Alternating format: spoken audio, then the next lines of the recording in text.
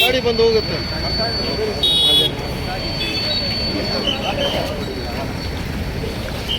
बोलो ये सिंहासनಕ್ಕೆ बोलो ये सिंहासनಕ್ಕೆ बोलो ये सिंहासनಕ್ಕೆ बोलो ये सिंहासनಕ್ಕೆ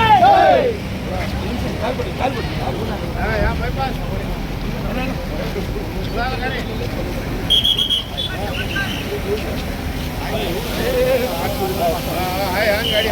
ಸೈಡ್ ಬನ್ನಿ, ಸೈಡಿಗೆ ಬಂದು ಹಾಕ್ರಿ.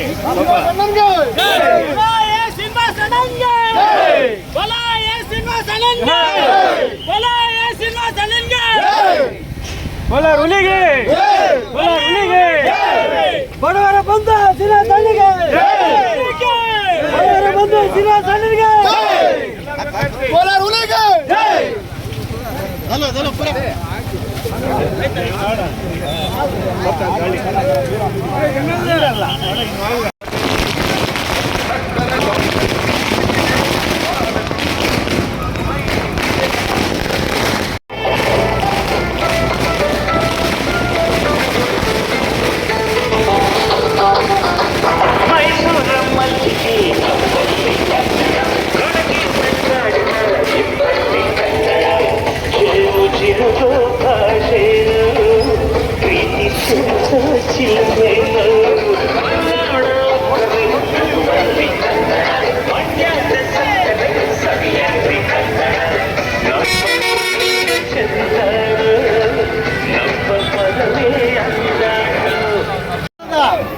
ಮೊದಲನೇ ಪುಟವನ್ನ ಕೋಲಾರ SNR ಆಸ್ಪತ್ರೆಯಲ್ಲಿ ತನ್ನ ಸ್ವಂತ ಖರ್ಚಿನಿಂದ ಆಟೋ ರಿಕ್ಷಾ ನಿಲ್ದಾಣವನ್ನು ಮಾಡಿ ಚಾಲಕರಿಗೆ ಸೌಲಭ್ಯ ಒದಗಿಸಿಕೊಟ್ಟಿರ್ತಕ್ಕಂಥ ನಮ್ಮ ಶ್ರೀನಿವಾಸ್ ಅವರಿಗೆ ಅಭಿನಂದನೆಗಳನ್ನು ಸಲ್ಲಿಸುವ ದೃಷ್ಟಿಯಲ್ಲಿ ಇವತ್ತು ನಾವು ಒಂದು ಬೃಹತ್ ಹಾರವನ್ನು ಹಾಕಿ ಅಭಿನಂದನೆ ಸಲ್ಲಿಸ್ತಾ ಇದ್ದೀವಿ.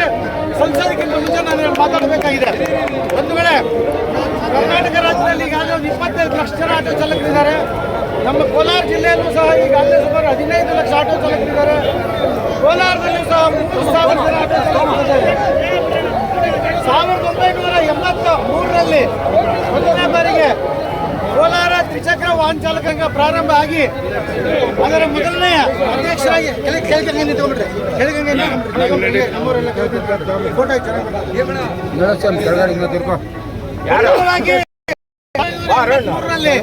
ಆಟೋ ಚಾಲಕರ ಸಂಘವನ್ನ ಪ್ರಾರಂಭ ಮಾಡಿ ಮುಗಿಸ್ಕೊಂಡು ಬಂದಿದೆ.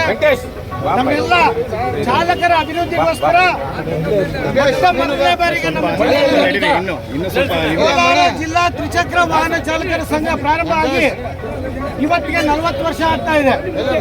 40 ವರ್ಷದಲ್ಲಿ 25 ವರ್ಷ ಜಿಲ್ಲಾ ಅಧ್ಯಕ್ಷರಾಗಿ ಸೇವೆ ಮಾಡಿದ ಮೇಲೆ ತಾಲೂಕು ಅಧ್ಯಕ್ಷರಾಗಿ ಚುನಾಯಿತ ಪ್ರತಿನಿಧಿಗಳೇ ಆಗ್ತಾ ಇದ್ದಾರೆ. ತಾಲೂಕು ಅಧ್ಯಕ್ಷರಾಗಿ ಪ್ರತಿ ಆಟೋ ಚಾಲಕರು ಸಹ ವೋಟ್ ಹಾಕಿ ಗೆಲ್ಲಿಸುವಂತ ಪ್ರಯತ್ನ ನಮ್ಮ ತ್ರಿಚಕ್ರ ವಾಹನ ಚಾಲಕರ ಸಂಘ 40ನೇ ವಾರ್ಷಿಕೋತ್ಸವವನ್ನು ಸಹ ಈ ಸಂದರ್ಭದಲ್ಲಿ ಮಾಡ್ತಾ ಇದ್ದೀವಿ. ಬಂಧುಗಳೇ, ಈ ಸಂದರ್ಭದಲ್ಲಿ ಕರ್ನಾಟಕ ಸರ್ಕಾರ ಚಾಲಕರಿಗೋಸ್ಕರ ಅನೇಕ ಯೋಜನೆಗಳನ್ನು ರೂಪಿಸಿರೋ ಯೋಜನೆಗಳು ಈಗಾಗಲೇ ನಾನು ಹೇಳ್ದಂಗೆ ಚಾಲಕನಿಗೆ ಪಿಂಚಣಿ ದೊರೆಯುತ್ತಾ ಇದೆ, ಡೆತ್ ಫಂಡ್ ದೊರೆಯುತ್ತಾ ಇದೆ, ಮಕ್ಕಳ ವಿದ್ಯಾಭ್ಯಾಸಕ್ಕೆ ಹಣಕ್ಕಾಗ್ತಾ ಇದೆ. ಅವ್ರಿಗೆ ಯಾವುದಾದ್ರೂ ರೀತಿಯಲ್ಲಿ ಕೊರತೆ ಹೋದಲ್ಲಿ ಹೊಸ ಆಟೋ ರಿಕ್ಷಾ ಬೇರೆ ಬೇರೆ ಯೋಜನೆಗಳು ದೊರೆಯುತ್ತಾ ಇದೆ. ಬಂಧುಗಳೇ, ಇವತ್ತು ಇದೆಲ್ಲ ಒಂದು ಕಡೆ ಆದರೆ ಶ್ರೀನಿವಾಸ್ ಅವರು ತನ್ನ ಸ್ವಂತ ಖರ್ಚಿನಿಂದ ಆಟೋ ನಿಲ್ದಾಣವನ್ನು ಮಾಡಿ ನಮ್ಗೆಲ್ರಿಗೂ ಮಾದರಿಯಾಗಿದ್ದಾರೆ. ನಮಗೆಲ್ರಿಗೂ ಅನ್ನೋಕ್ಕಿಂತ ಜಾಸ್ತಿ ಜನಪ್ರತಿನಿಧಿಗಳಿಗೆ ಮಾದರಿಯಾಗಿದ್ದಾರೆ ಅಂದರೆ ದೊಡ್ಡ ಮಾತಲ್ಲ ಬಂಧುಗಳೇ. ಅವರಿಗೆ ಇವರು ಮಾರ್ಗದರ್ಶಕರಾಗಿದ್ದಾರೆ. ಇದೇ ರೀತಿ ಕೊಡುಗೆ ದಾನಿಗಳು ಬರಬೇಕು, ಕೋಲಾರ ನಗರವನ್ನ ಬೇರೆ ಬೇರೆ ರೀತಿಯಲ್ಲಿ ಅಭಿವೃದ್ಧಿ ಮಾಡಬೇಕು ಅಂತ ಹೇಳ್ತಾ ನಮ್ಮ ಕೋಲಾರ ಜಿಲ್ಲಾ ತ್ರಿಚಕ್ರ ವಾಹನ ಚಾಲಕರ ಸಂಘ ಬೋರ್ಡ್ ಹಾಕಿಲ್ಲ ನಮ್ಮ ಕೋಲಾರ ಜಿಲ್ಲಾ ತ್ರಿಚಕ್ರ ವಾಹನ ಚಾಲಕರ ಸಂಘದ ವತಿಯಿಂದ ಹಾರವನ್ನ ಹಾಕ್ಬೇಕು ಅಂತೇಳಿ ಮನವಿ ಮಾಡ್ಕೊಳ್ತೀನಿ.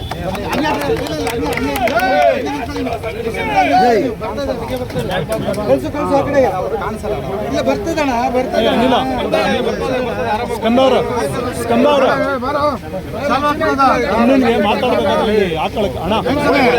ಸೆಂಟ್ರಿಗೆ ಬಾ ಈ ಕಡೆ ಅಣ್ಣ ಸೀನಣ್ಣ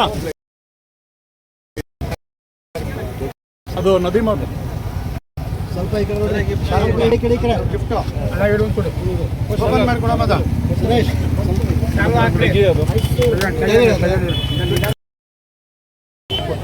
ದಯವಿಟ್ಟು ಬಂದು ನೀವು ಮಾಡ್ಕೊಡ್ಬೇಕು ಅಂತ ನನ್ನ ಕೇಳ್ಕೊಂಡಾಗ ನಾನು ಬಂದ್ಬಿಟ್ಟು ನೋಡಿದೆ ಅರ್ಥ ಆಗಿಲ್ಲ ಏನು ಸ್ಟಾಂಡು ಯಾವ ಥರ ಯಾರು ಮಾಡಬೇಕಂತ ಗೊತ್ತಾಗಿಲ್ಲ.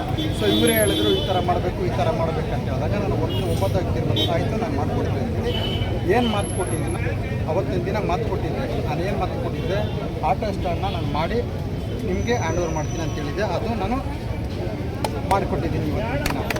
ಎರಡನೇದು ಏನಿದೆ ಎಲ್ಲರಿಗೂ ಯೂನಿಫಾರ್ಮ್ ಸಮವತ್ತ ಪ್ಲಸ್ ಒಂದು ಹೊಲಿಯೋಕ್ಕೆ 500 ರೂಪಾಯಿ ಕೊಡ್ತೀನಿ ಅಂತ ಹೇಳಿದ್ದೆ.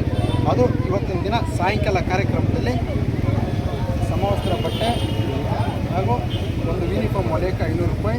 ಎಷ್ಟು ಜನ ಆಟೋ ಸಮವಸ್ತ್ರ ಇದೆಯೋ ಅಷ್ಟು ಜನಕ್ಕೂ ನಾನು ಕೊಡ್ತೀನಿ. ಇನ್ನೊಂದು ಜನ ಹೇಳಿದೆ ಅಂತ ಹೇಳಿದ್ರೆ ಆಟೋ ಯಾರು ಓಡಿಸ್ತಾ ಇದ್ದಾರೆ ಅದಕ್ಕೆ ಯಾರನ್ನ ಆಟೋ ತೊಗೋಬೇಕಂತಿದ್ರು 2027-28ರಲ್ಲಿ 50,000 ನಾನು ಕೊಡ್ತೀನಿ, 35,000 ಅವ್ರು ಕೊಡಲೆ, ಹೊಸ ಆಟೋ ತಗೊಳ್ಳಿ, EMI ಕಟ್ಕೊಳ್ಳಿ ಅಂತ ಹೇಳಿದ್ದೀನಿ. ಅದು ಖಂಡಿತ ನಾನು ಮಾಡಿಕೊಡ್ತೀನಿ. 2027 ಎಷ್ಟು ಆಟಗಳು ಬೇಕಾದ್ರೆ ನಾನು ತಗೊಳ್ತೀನಿ. ಅದು ಬಡವರಿಗೆ ಅನುಕೂಲ ಇರೋದು ಬೇಡ. ಬಡವರಿದ್ದಾಗ ಅವ್ರಿಗೆ ನಾನು 50,000 ಕೊಡ್ತೀನಿ, ಅವರು 35,000 ಹೆಂಗನ ಕಷ್ಟಪಟ್ಟು ಮಾಡ್ಕೊಬರಲಿ. ಮಿಕ್ಕಿದ್ದು ನಾನೇ ಫೈನಾನ್ಸ್ ನಾನು ಹಾಸ್ಕೊಡ್ತೀನಿ. ಆಟೋ ತಗೊಳ್ಳಿ, EMI ಕಟ್ಕೊಂಡು ಅದು ಊಟಕ್ಕೆ ಬಟ್ಟೆಗೆ ಮಾಡೋಕ್ಕೆ ಅವಕಾಶ ಅಂತ ಹೇಳಿ ಏನಾದರೂ ಕಷ್ಟ ಸುಖ ಇದ್ದಲ್ಲಿ ನನ್ನ ಭೇಟಿ ಮಾಡಿ ಖಂಡಿತ ನಾನು ಆಧಾರ್ ಕೈಲಿ ಮಾಡ್ತೀನಿ ಅಂತ ನಾನು ಸುಳ್ಳು ಭರವಸೆ ಕೊಡಲ್ಲ. ಹೇಳಿ ಮಾಡಿಕೊಡ್ತೀನಿ. ಇಲ್ಲಾಂದರೆ ನಾನು ಹೇಳೋದು ಆಯ್ತಾ ಆಟೋರು 35 ಜನ ಅದನ್ನೇ ನಮ್ಮ ಯೂನಿಯನ್ ಕಡೆಯಿಂದ 10,000 ರೂಪಾಯಿ ನಾವು ಕೊಡ್ತೀವಿ. ಆಟೋ ಯೂನಿಯನ್ ಕಡೆಯಿಂದ 10,000 ಅವರು ಕೊಡ್ತಾರೆ. 25,000 ನೀವು ಅದು ಆಟ ಹಾಕ್ಕೊಂಡ್ರೆ ನಾನು 50,000 ಕೊಡ್ತೀನಿ. ಆಟೋಗಳು ತೊಗೋಬೋದು. ಯಾರೋ ತಗೊಂಡು ನನ್ನ ಮಾತು ಕೊಟ್ಟರೆ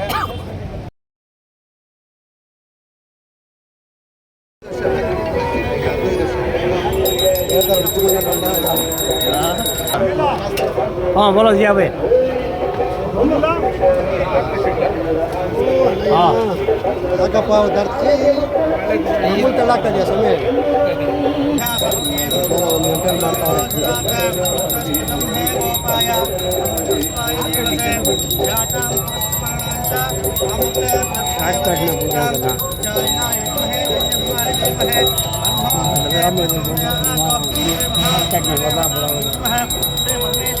ಮಾಡೋದೇ ಸರಿ ಕಷ್ಟಪಟ್ಟು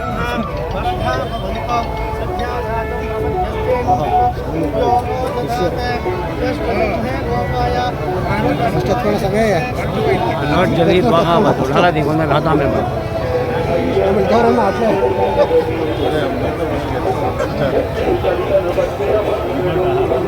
ಈ ಕಡೆ ಬರಲಿ ಸಮಯ ಉಳ್ಳಿಗೆ ಸಮಯ ಅಂತ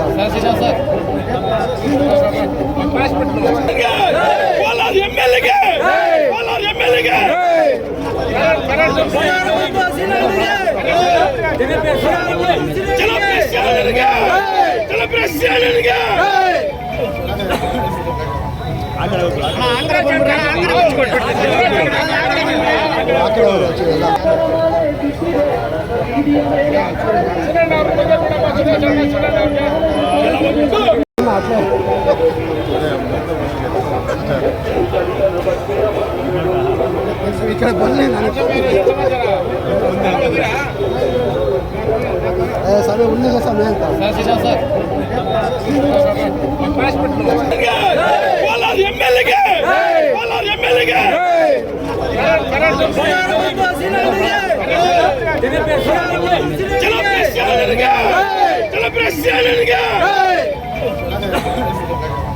चलो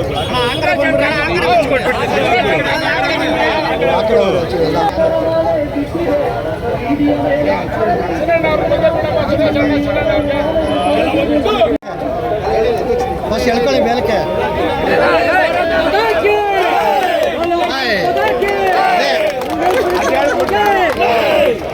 ನಮ್ಗೆ ಯಾರು ಹೇಳಿದ್ರು ಕಟ್ ಮಾಡ್ತಾರಿಲ್ವಾ?